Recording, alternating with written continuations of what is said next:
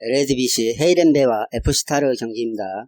헤이렌베는 직전 패를 상대로 패하며 전반기 7경기에서 3무 3패로 아직 승을 기록하지 못하고 있습니다. 또 7경기에서 13점을 실점하며 수비 불안 속에 극심한 부진을 겪고 있죠.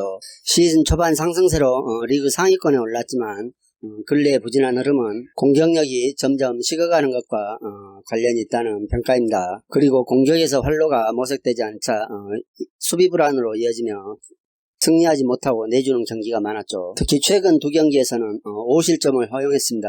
하지만 헤이렌베는 홈에서 클린시트 비율이 상당히 높은 팀이죠. 최근 흐름을 보면 클린시트를 기대하기는 어렵지만 그래도 홈에서만큼은 어느 정도 기세를 올리는 팀은 확실합니다. 이에 맞서는 시타르트는 완연한 상승세 흐름을 타고 있죠.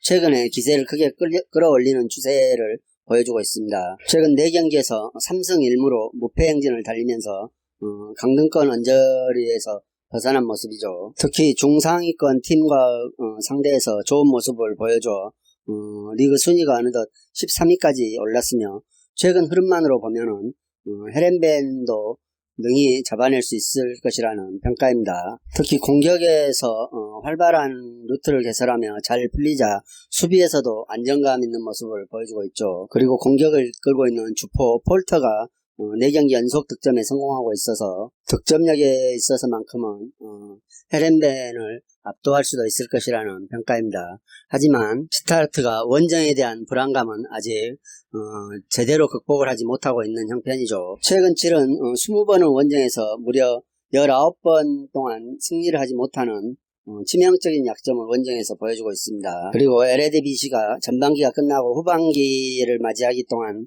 휴식기간을 가졌죠. 따라서 이 휴식기간이 양 팀에게 특히 하락세가 완연했던 헤이렌베에게는 득이 되고 상승세가 치달았던 시타르트에게는 독이 됐을 것이라는 평가입니다.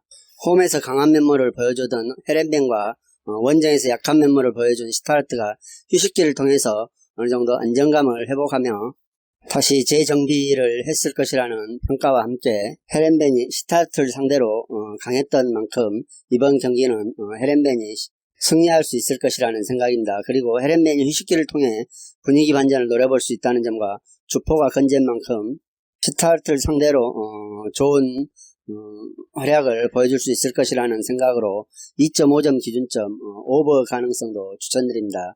헤이렌베는 승과 오버를 추천드립니다. 분데스리가 빌레펠트와 헤르타 베를린의 경기입니다. 빌레펠트는 직전 뮌헨글라바흐와 경기에서 1대0으로 패배를 했죠. 뮌헨을 상대로 1대0 패배를 한 점은 매우 고무적이라는 평가를 받고 있습니다. 하지만 내용을 들여다보면 24개의 슈팅을 허용할 정도로 다소 끌려가는 양상의 경기를 보여줬으며 실점을 내준 후에 뒤집지는 못하고 패하고 말았죠. 그리고 강등권에 있는 살케와 마인츠를 상대로 한 골차로 2승을 따낸 것 외에는 나머지 경기에서 모두 패했습니다. 빌레펠트는 역시 공격력이 답답한 모습이죠. 홈 경기력 또한 그렇게 썩 좋은 편은 아니라는 평가입니다. 직전 홈 6경기에서 1승 5패를 기록하고 있으며 멀티 득점을 기록한 경기는 한 경기뿐이 없죠. 따라서 오히려 수비적인 측면이 공격력보다는 훨씬 더 낫다는 평가를 받고 있습니다.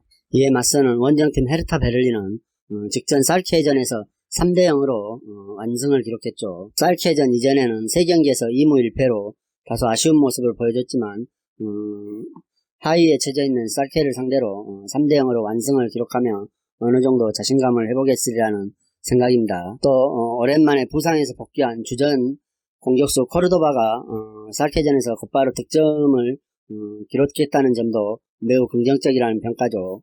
따라서 오늘 경기도 코르도바가 공격 편대를 이끌고 피용택과 다리다가 좋은 활약을 펼쳐줌으로써 빌레펠트에 비하면 훨씬 더 날카로운 공격력을 선보일 수 있을 것이라는 생각입니다. 다만 아쉬운 점은 최근 헤르타 베를린은 원정 성적이죠.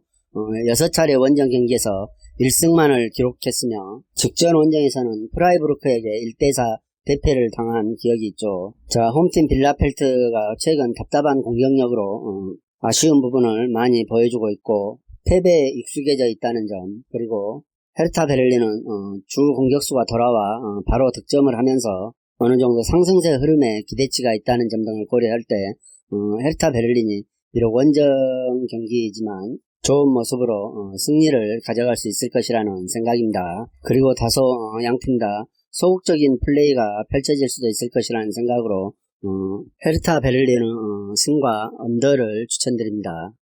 세리에 A 피오렌티나와 칼리아리의 분석입니다. 피오렌티나는 직전 라치오 원정에서 1대2로 패했죠.